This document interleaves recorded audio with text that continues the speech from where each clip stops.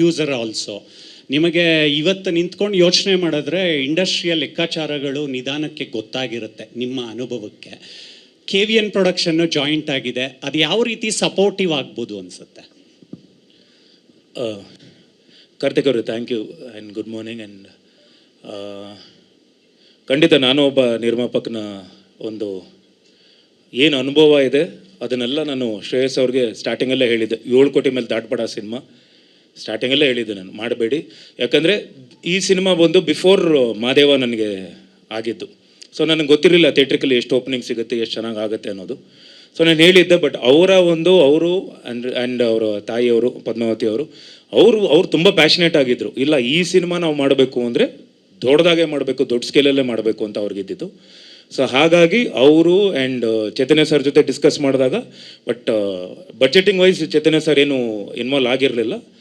But ನಾವು ಎಷ್ಟು control ಮಾಡೋಕ್ಕೆ ಹೋದ್ರೂ ಬಟ್ ಸ್ಕೇಲ್ ದೊಡ್ಡದಾಗ್ತಾನೆ ಹೋಗ್ತಿತ್ತು. ಯಾವಾಗ ಸಂತೋಷ್ ನಾರಾಯಣ್ ಅವರು ಒಳಗಡೆ ಬಂದರು ಅದಕ್ಕಿಂತ ನೆಕ್ಸ್ಟ್ ಸ್ಕೇಲ್ ಹೋಯಿತು. But end of the day ಎಲ್ಲ ಕೂತ್ಕೊಂಡು ಲೆಕ್ಕಾಚಾರ ನೋಡಿದಾಗ ಇವತ್ತು ಆ್ಯಂಡ್ ಮಾದೇವನೂ ಆಗಿರೋದ್ರಿಂದ ನನಗೆ ಆ್ಯಂಡ್ ಟಿ ಸೀರೀಸ್ ಅವರು ಬೈ ಮಾಡಿದ್ರು ಸಿನಿಮಾನ. ಸೊ ಎಲ್ಲ ಲೆಕ್ಕಾಚಾರ ನೋಡಿದಾಗ ಚೆನ್ನಾಗಿ ಆಗ್ತಿದೆ. ಆ್ಯಂಡ್ ಪ್ರೊಡ್ಯೂಸರ್ ಅವ್ರಿಗೆ ಖಂಡಿತ ಹಾಕಿರೋ ಬಂಡವಾಳ ವಾಪಸ್ ಬರುತ್ತೆ ಅನ್ನೋ ನಂಬಿಕೆ ಇವತ್ತಿಗಿದೆ. ಆ್ಯಂಡ್ ಭಾಳ ಎಚ್ಚರವಾಗಿಯೇ ನಾವು ನಿರ್ಮಾಪಕರ ಸ್ಥಾನದಲ್ಲಿ ನಿಂತ್ಕೊಂಡು ಭಾಳ ಎಚ್ಚರವಾಗಿ ನಾವು ಒಂದೊಂದು ಹೆಜ್ಜೆನೂ ಮುಂದೆ ಇಟ್ವಿ. ಆ ಥರ ನೋಡಬೇಕಾದ್ರೆ ಬಿಕಾಸ್ ಆ ದಿನಗಳಲ್ಲಿರೋ ಕಾಸ್ಟ್ ಅಷ್ಟೂ ಬರಬೇಕು, ವಾಪಸ್ ಬರಬೇಕು ಅಂತ ಇಷ್ಟಪಟ್ಟಿದ್ದು ಶ್ರೇಯಸ್ ಅವರು. ಸೊ ನಿಮಗೆ ಗೊತ್ತಲ್ವ ಯಾರು ಬಂದಾಗ ಎಷ್ಟಾಗುತ್ತೆ, ಬಡ್ಜೆಟ್ ಎಷ್ಟಾಗುತ್ತೆ ಅನ್ನೋದು. ಆ್ಯಂಡ್ ಸಿನಿಮಾ ಭಾಳ ಚೆನ್ನಾಗಿ ಬಂದಿದೆ, ದೊಡ್ಡದಾಗಿ ಬಂದಿದೆ, ದೊಡ್ಡ ಸ್ಕೇಲಾಗಿ ಬಂದಿದೆ. ಆ್ಯಂಡ್ KVN ಅವರು ನಮಗೆ ಆನೆ ಬೆಲ ಇದ್ದಂಗೆ. One of the biggest distributors ಇವತ್ತು ಇಂಡಸ್ಟ್ರಿಯಲ್ಲಿರೋದು KVN ಅವರು. ಸುಪ್ರೀತ್ ಸರ್ ಆಗಲಿ, ವೆಂಕಟ್ ಸರ್ ಆಗಲಿ. ಸೊ ಅವರು ಸಿನಿಮಾ ನೋಡಿದ್ದಾರೆ, ಸಿನಿಮಾ ನೋಡಿ ಖುಷಿಪಟ್ಟು ಅವರು ಏನು ಡಿಸ್ಟ್ರಿಬ್ಯೂಷನ್ ಅನುಭವ ಏನಿದೆಯೋ ಅದನ್ನು ದುಪ್ಪಟ್ಟು ಮಾಡಿ, ಇಲ್ಲ ಈ ಸಿನಿಮಾ ಇನ್ನೂ ಚೆನ್ನಾಗಿ ಬರಬೇಕು ಅಂತೇಳಿ ನಮ್ಮ ಪ್ರವೀಣ್ ಅವರು, ಏನು PR ಪ್ರವೀಣ್ ಅವರು ಇದ್ದಾರಲ್ಲ, ಅವ್ರ ಜೊತೆ ಡಿಸ್ಕಸ್ ಮಾಡಿ ಸಿನಿಮಾ ಚೆನ್ನಾಗಿ ಬಂದಿದೆ, ಇದನ್ನು ರೀಚ್ ಮಾಡಿದ್ರೆ ಖಂಡಿತ ಈ ಸಿನಿಮಾ ನಿಂತ್ಕೊಳ್ಳುತ್ತೆ, ಗೆಲ್ಲುತ್ತೆ ಅನ್ನೋ ನಂಬಿಕೆ ಅವರು ಕೊಟ್ಟಿದ್ದಾರೆ.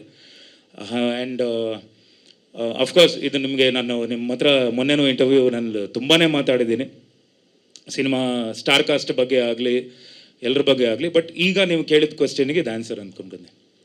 ವಿನೋದ್ ಸರ್. Yes sir.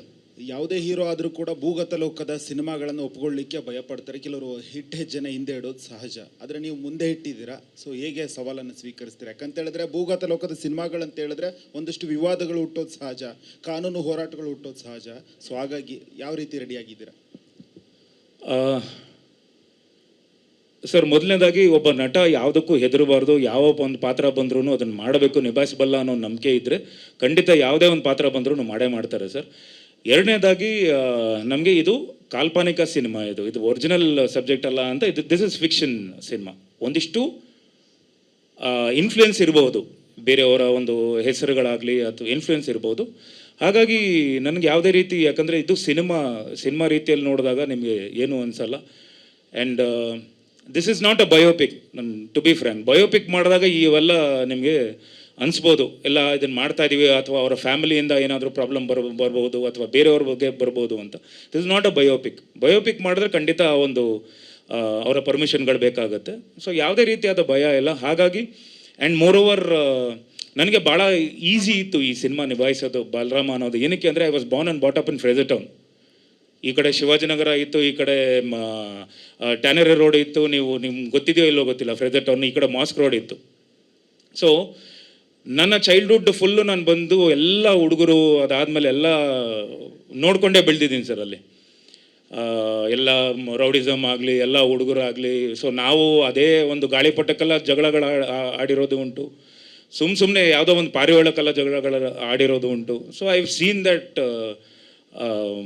ಇದು ಆ ಫೀಲ್ಡ್ನ ನೋಡ್ಕೊಂಡು ಬೆಳೆದಿದ್ದೀನಿ. ನಮ್ಮ ಹುಡುಗರು ಎಷ್ಟೊಂದು ಜನ ಜೇಸಿಗೆ ಹೋಗಿದ್ದಾರೆ, ಎಷ್ಟೊಂದು ಜನ ಏನೂ ಮಾಡಿರಲ್ಲ, ಸುಮ್ಮನೆ ಬಾರೋ ಮಚ್ಚ ಅಂತ ಹೆಗಲ ಮೇಲೆ ಕೈ ಹಾಕೊಂಡು ಹೋಗಿ ಏನೋ ಕೇಸ್ಗಳು ಮಾಡಿಬಿಟ್ಟು ಅಂಧರಾಗಿರೋದು ನೋಡಿದ್ದಾರೆ.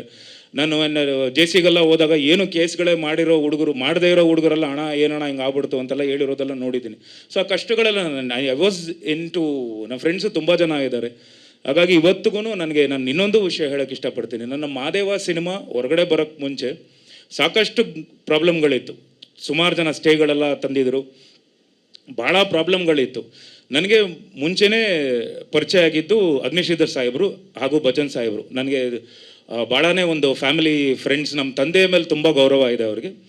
ಹಾಗಾಗಿ ನನಗೆ ಮಾದೇವ ರಿಲೀಸ್ ಆಗೋಕ್ಕೆ ಅವರು ಎಲ್ಲರನ್ನೂ ಕರೆಸಿ ಕೂರಿಸಿ ಇವೆಲ್ಲ ಮಾಡಬೇಡಿ, ಸಿನಿಮಾ ರಿಲೀಸ್ ಆಗಲಿ ಅಂತ ಹೇಳಿ ಒಂದು ಮಾತು ಹೇಳ್ತಾರೆ, ಇವನು ನನ್ನ ಮನೆ ಮಗ, ಈ ಸಿನಿಮಾಗೆ ಯಾರು ಏನೂ ಪ್ರಾಬ್ಲಮ್ ಮಾಡಬಾರ್ದು ಅಂತ ರಿಲೀಸ್ ಮಾಡಿಸಿ ಸಿನಿಮಾ ಹೋಗಿ ಅಲ್ಲೇ ಕನಕಪುರ ರೋಡಲ್ಲಿ ಸಿನಿಮಾ ನೋಡ್ಕೊಂಬಂದು ನನಗೆ ಫೋನ್ ಮಾಡಿ ತುಂಬ ಚೆನ್ನಾಗಿ ಮಾಡಿದೆ ನೀನು ಅಂತ ಹೇಳಿದವರು ಅವರು.